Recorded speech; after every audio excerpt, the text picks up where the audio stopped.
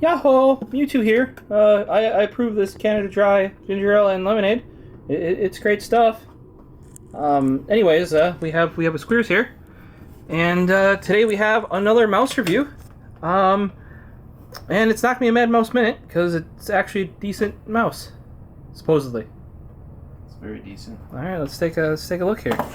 It is terrible the Hyper. It is the HyperX Pulsefire Haste. Why? Please tell me why they name all of them Pulsefire when they're all Pulsefire. I don't work for HyperX. They're Hewlett Packard now.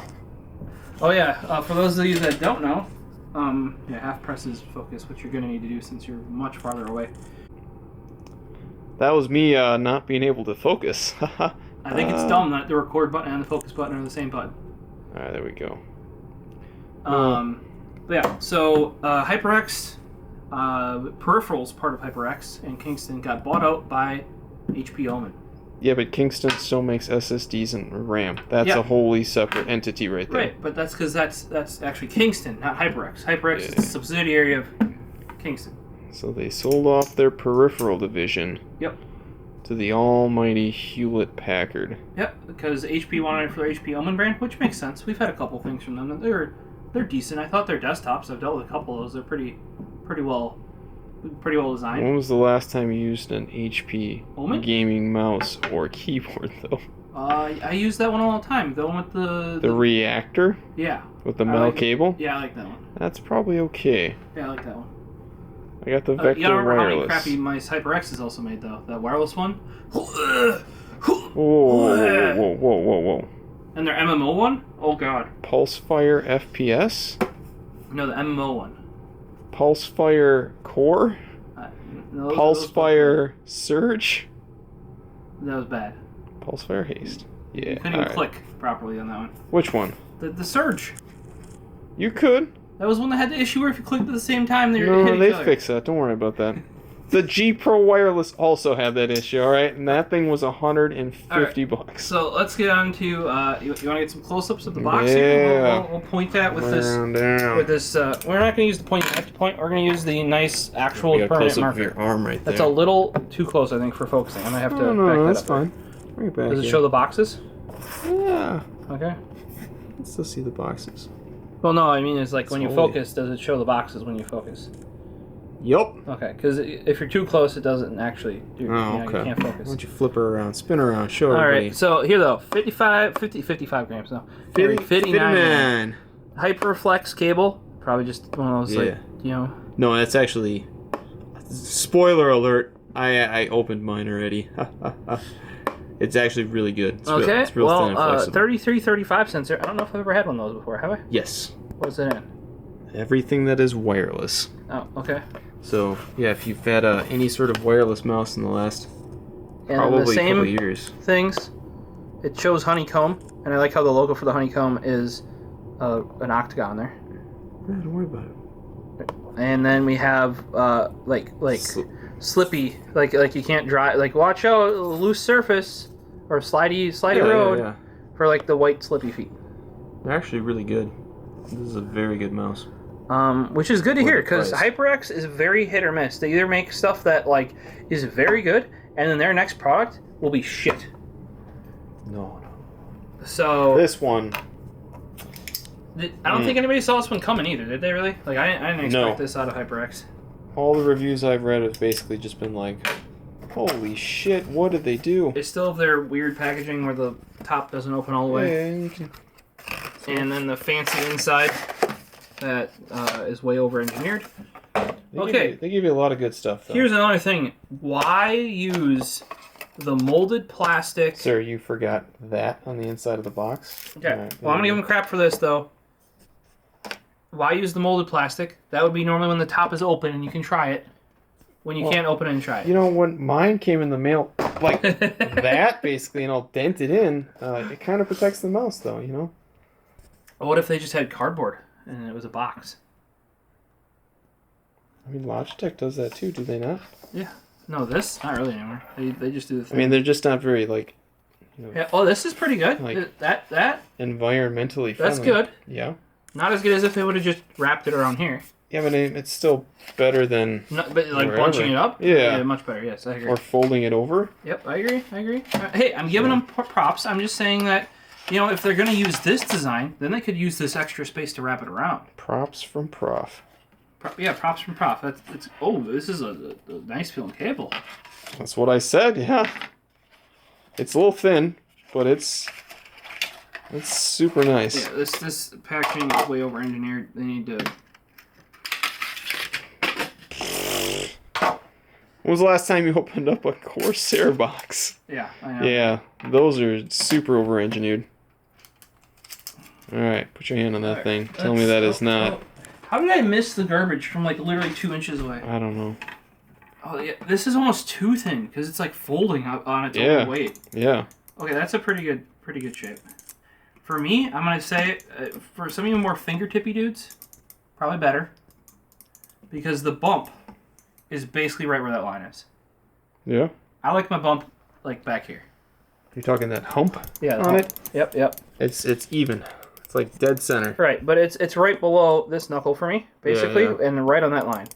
For me, I like my bump towards the back. Towards the back. Because you're a palm gripper. Yeah. So this, if you're like a palm fingertip. Yeah. Great, or fingertip. This is a bigger mouse to be using fingertip though, for sure. I have Peyton uses he's fingertip grip. This is way too big for him. See, my initial impressions of it straight out of the box. Why? Okay. Amazing. Here, are you guys ready for this? Loved it. Why did they put plastic wrap on all the glossy parts, basically? Yes. Did you get the one off the DPI button? Yes, that's what's stuck on my finger. I don't know. Okay, so here's a pro tip for manufacturers. If you have to protect the button in shipping, how is it going to hold up in use? Don't make it glossy then if you have to protect it. Don't worry, man. They're TTC golden dustproof micro switches. Yeah, too many micros. Yeah. You gotta remember, dude. I like the what is it? The Kale 2.0s. Oh, love I thought you liked the 8.0s. No. Or the 4.0s. The 4.0s are super clicky. I like them. Yeah. But oddly, like now that I have a mouse that's 2.0s, 4.0s, and 8.0s, I use the 2.0 mouse the most. Those are the most like standard arm rounds, aren't they? Yep. Yeah. And I just put my hand on it, I'm just using it, and I'm like, oh, this is pretty nice. Those are also the ones that have like the anti-double clicking feature. They were the first mice to have the first switches. Quote on anti. Yep. How do they do that? They made it wear consistently instead of randomly. Didn't they also use a pad underneath where the actual contacts meet, basically? It is like a hatch pattern on one of the pads, and then the other pad is purposefully. I think that pad is gold. Yeah. And then the thing that touches it is actually a harder material. So yes, over time that pad will wear out, but they've designed it to last X amount of time. Yeah. Rather than on a lot of these other mice that double click after a while.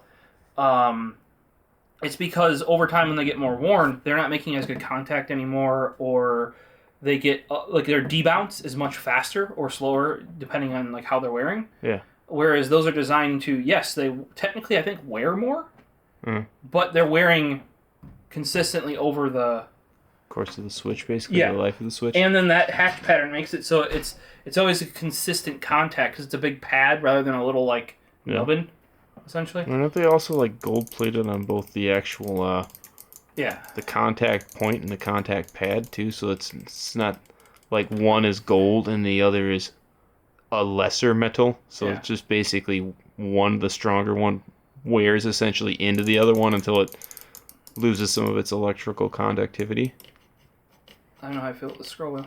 I think that's what I heard. Dude, I love the scroll wheel. This mouse is very skinny. Yeah, but don't worry about it. It's kind of chunky. That's the only part of the actual mouse that has RGB. Oh, good. Down with RGB. Fight the power. Here's something that HyperX needs to do better with. Here's their strain relief. Watch me bend it. I can't. Yeah, don't worry about it. How much relief is that, or strain is that relieving? Especially with this, like... No, don't worry about it. They probably, you're probably right. They probably should have had one of those weird ribbed things, you know? Yeah. I am happy that they put a ferrite on there, because some brands don't do that. Yeah. That's important for one of these devices, because these actually create a lot of RFI. If you guys have a not properly grounded motherboard and you have speakers, you'll hear if you move your mouse around, it'll go or eep eep, yeah, depending on the. And you got to remember, here's another thing that a lot of people don't know about ferrites, is this actually does not stop RFI from coming in. It stops it from going out. It stops it from going out, which is important because what's creating the RFI in this case?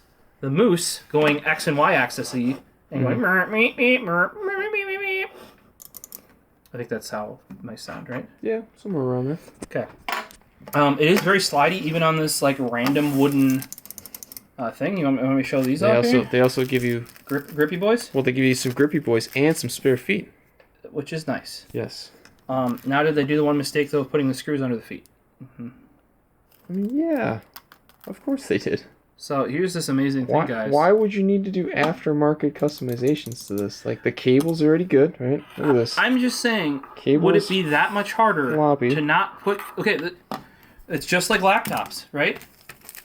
You could... Why do you have to put the feet on top of the screws? You don't. I mean, not if the laptop is properly engineered. Or if you're like some brands, like HP, you know? What do? They put the front ones not covered by anything. Yeah. But then they put the back ones under the feet. That's only on their new ones where it's just... Or here. Dumb. Here's a great example. Check this out here. Here's one of their cheap laptops, HP 15. Where are these screws? Under the feet that always, like, fall off and wear off. There's one there, though, and there, and right. also there. Correct. So then, okay, if you've exposed screws... Yeah. Why bother putting the rest of the screws under a foot to hide them? I'm not an engineer, so I'm not going to answer that question. Or watch this. You could move the foot from right here to, like, right there. No. Yeah, you could. I mean, they could, but then they'd have to redesign the whole board. Well, they could have just designed it that way in the first place. Why do that when you can just design it one way and then... Oh, hey, I found Nerf dart. Why do that, though, when you can just design it one way and then just put feet over it? Yeah, exactly. But, yeah, I would say this is actually a pretty nice shape. I will probably start using it. Get this guy. Get out of here. The cat immediately attacks it. Wow.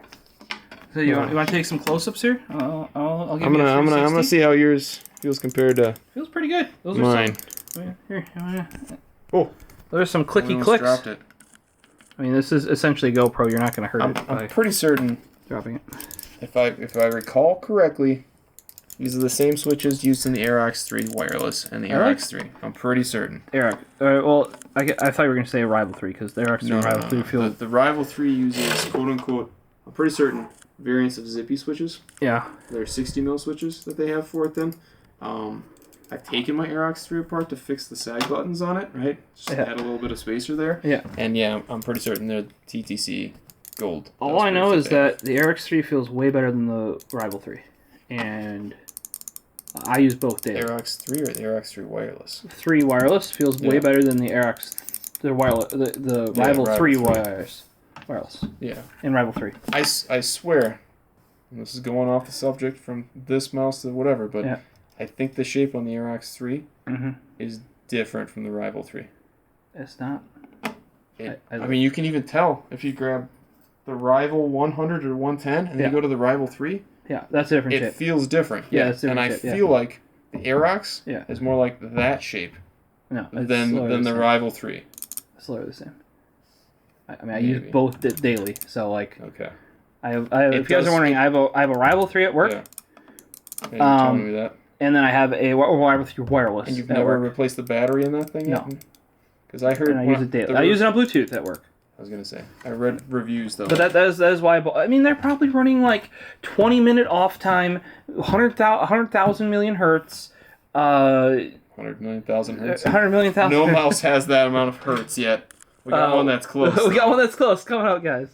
You might have a kink right there. Yeah, like I said, it's pretty weak there, sauce. And that's probably right where it was in the packaging. So yeah, I think mine was like that too, where they folded. Oh wait, did they put stream relief? What? See, no, but it's not really bendy. All that bendy. It's fine. It does its job. Comes out. Does it go upwards though? No, it doesn't. No, of course not. So Vaxi does that. Yeah. Here, this is. Oh, there's probably here's HyperX. Here's Vaxi. There you go. And you break it as you Good chunk, yeah.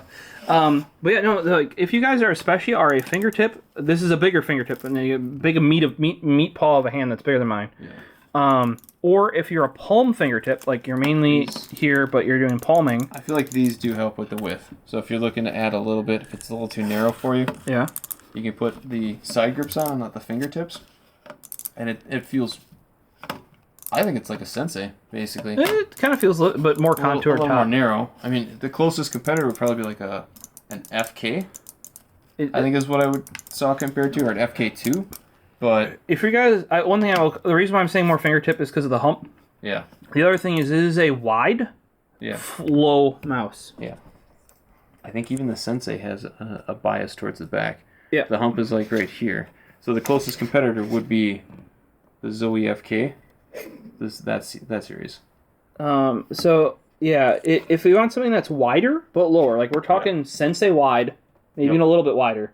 Yep. Than a Sensei. I think it's about as wide as an FK1. With the hump more forward. Yeah.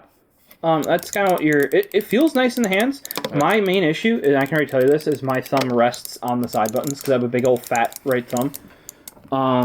Sounds like a you problem. It is a me problem. I have to work around it. You know what mouse solves all those issues really well? The Rival 106. Man, only you didn't customize any of those. And to be truthful, guys, with the Rival 106, it's kind of hard to get. If you check my video, I do have a link in there. But I've been using the Outset lately, and then I was like pissed off one game, and I went back to the M14, like from my whatever gun I was using, and then I grabbed my Rival 106 and I just wrecked people. It still feels better in the hand than like a lot of mice for me. Yep, it's just and I like the Outset, right? But it's just like I'm not as used to it. So and just like some other guns in Call of Duty, like I went back to M14 with 106, and I went from just getting beaten to just wiping the floor. So I mean, it could be that I'm just more comfortable with it, but I like that a lot of the sides, like these kind of round up here. There's not as much of a lip. You know what I mean? And it's very tall where it starts to round over, whereas on the 106 it has very like cupped sides to it. Not like actually inwards, but like you lock your hand into position. Texture on the 106 sides too. It's kind of like smoother plastic. I feel. And I'm not comparing this directly to a 106. It's not, because 106 is definitely a palm mouse. It's way taller. Yeah, very palm. There's a lot of butt to it, but it's not like a Rival butt where the butt is like the Rival butt's always like hang off the flares out. And it hangs off the rear end of it. Yeah. Unless you have a Rival 600, which is really nice, but I'm thinking positive about this, guys. If you can, it should be at a Best Buy near you. They do have it now. It took many, many, many, many months after it actually came out for Best Buy to actually carry it. It's relatively affordable too. It's like $50. Yep. So check it out, especially if you are like a palm to palm fingertip grip, I would say, or looking for like a lower mouse. Disclaimer though, I think the DPI is a little off. Maybe they'll fix it with the firmware. Yeah. But if you play like 800 DPI and you said it's 800 DPI, at one point it actually was like 930 DPI. Dude, what? Like, there's nothing to this. Yeah, you can see straight through it too. That's pretty. Well, the camera's overheating, so it's unhappy. Yeah. Because we've been doing this for 18 minutes. 18 minute? Yeah. Mouse minute. Yeah. I guess this isn't a Mad Mouse. No, definitely not. Minute or Mad Minute Mouse review. You guys can check out some of those. We went through a bunch of different mice that we have talked about, but we went through them. I heard a little bit of creaking. Well, yeah. It feels solid enough, though, for me. And if we go like this, dude, that's actually very solid. Yeah, no, it feels good. If you do that to the Steel Series mice, it's just you're gonna break them basically. So not the 106 though. It doesn't have holes in it. So. Yeah, maybe one day we'll make one that has holes in it. But yeah, no, this feels like a very solid mouse. I haven't used it yet. Squeers has. He said it played pretty well. Yep. I can tell you already, like it's not gonna be fully towards. I'm probably gonna have to claw it really to like fit my grip style. Yeah. Like this. I think the optimal person would be a fingertip grip, either with a bigger hand or a palm fingertip. Let me know what you guys think though down in the comments. It feels like not all HyperX mice feel solid.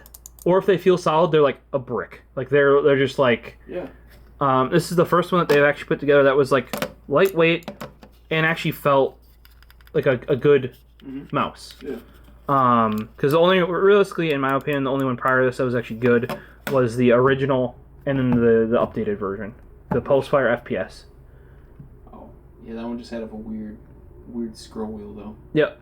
And then they updated it, and I really felt like the quality. I shouldn't say weird scroll wheel. It was just too loose. There was like not defined steps. Yeah, but it was also cheap and it driverless. And then HyperX went, oh, we need drivers, we need RGB, oh, we need. And I'm like, no, you don't need any of that. You gotta install the Ingenuity software. Yeah. So. Through the Microsoft Store.